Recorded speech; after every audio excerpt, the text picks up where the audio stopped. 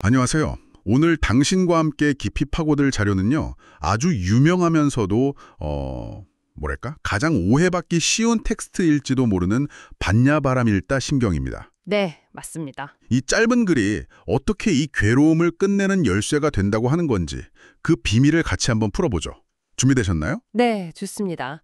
이 경전은요, 그 관자재보살이라는 존재가 깊은 지혜, 그러니까 반야바람일다를 이렇게 실천하다가 엄청난 통찰을 얻는 장면으로 시작해요. 아, 통찰이요? 네, 바로 우리 자신과 이 세상을 이루는 기본 요소들, 이제 소위 오온이라고 부르는 것들 있잖아요. 네네, 오온. 그것들이 실은 텅 비어 있다, 즉 공하다라는 것을 깨닫고 모든 괴로움에서 벗어났다. 이런 선언이죠. 잠깐만요. 그 오온이 비어있다니요?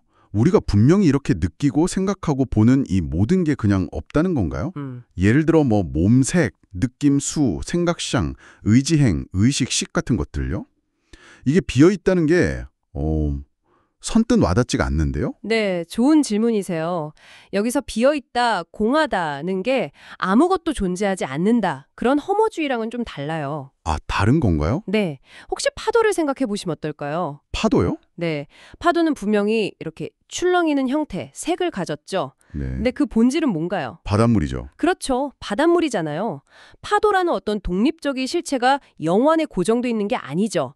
그냥 잠시 물이 그런 모양을 하고 있을 뿐이잖아요. 아하, 오온도 약간 그런 개념이요. 어떤 고정불변의 나 또는 사물이라는 실체는 없고 그냥 끊임없이 변하는 과정만 있다. 이런 통찰인 거죠. 아, 그렇군요. 그럼 그 되게 유명한 구절 있잖아요. 물질이 공과 다르지 않고 공이 물질과 다르지 않다. 색불이 공, 공불이 색. 이것도 그런 의미겠네요. 바로 그겁니다. 형태, 그러니까 물질이랑 그 본질인 공이 분리된 게 아니라 같은 현실의 다른 측면이다. 이런 거군요. 네, 맞아요. 그래서 이 공은요, 경전에서 보면 태어나거나 사라지지도 않고 불생불멸, 불생불멸, 네, 더럽거나 깨끗하지도 않으며 불구부정, 불구부정. 그리고 늙거나 줄지도 않는다. 부증불감이라고 표현해요. 어떤 고정된 틀로 딱 규정할 수 없는 아주 유연하고 변화하는 속성 그 자체를 말하는 거죠.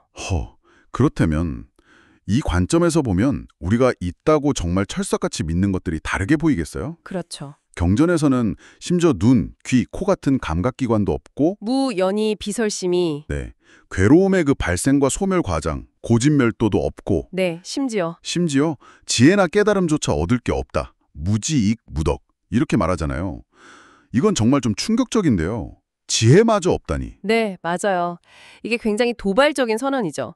하지만 여기서 얻을 것이 없다. 무소득계가 핵심이에요. 얻을 것이 없다. 네, 우리가 무언가를 꼭 얻어야 한다. 내가 뭐가 되어야 한다. 이렇게 집착하는 마음 있잖아요. 그렇죠. 누구나 있죠. 그게 오히려 우리를 괴롭히고 얽매는 그런 족쇄가 될 수 있다는 거죠.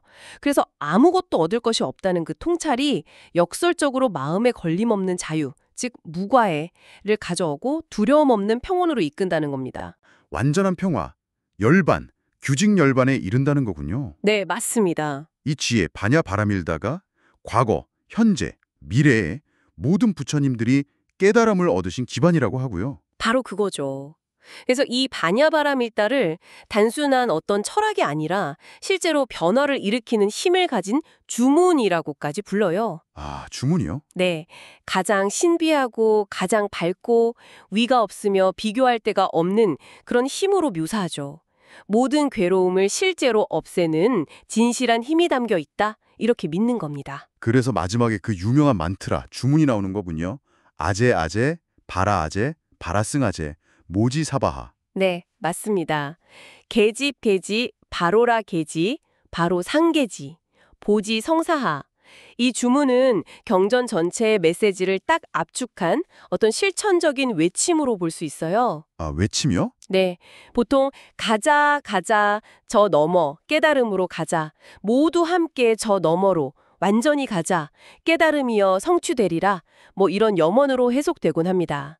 지혜를 정말 삶 속에서 구현하려는 의지의 표현인 거죠. 이야, 결국 반야심경은 이 공이라는 통찰을 통해서 우리가 막 세상을 붙잡고 이것이 나다, 이것이 현실이다라고 직착하는 그 마음에서 벗어나서 좀 더 자유롭고 유연하게 살아가는 길을 제시하는 거네요. 정확합니다. 물론 이 깊이를 단번에 다 체득하긴 어렵겠죠. 어렵죠. 하지만 오늘 나눈 이야기들, 특히 얻을 것이 궁극적으로는 없다거나 아니면 지금 당신을 둘러싼 상황이나 문제들이 어떤 고정된 실체가 아니라 공한 것일 수 있다는 관점. 이런 것들이 지금 당신이 마주한 일상의 고민이나 목표를 조금 다른 각도에서 바라볼 수 있게 하는 작은 실마리가 될 수 있지 않을까요? 네, 그럴 수 있겠네요. 이게 고정불변이다라는 생각에서 조금만 벗어나는 것만으로도 어쩌면 예상치 못한 자유를 경험할 수도 있을 겁니다. 잠시 이 가능성을 마음에 한번 품어보시는 건 어떨까 싶네요.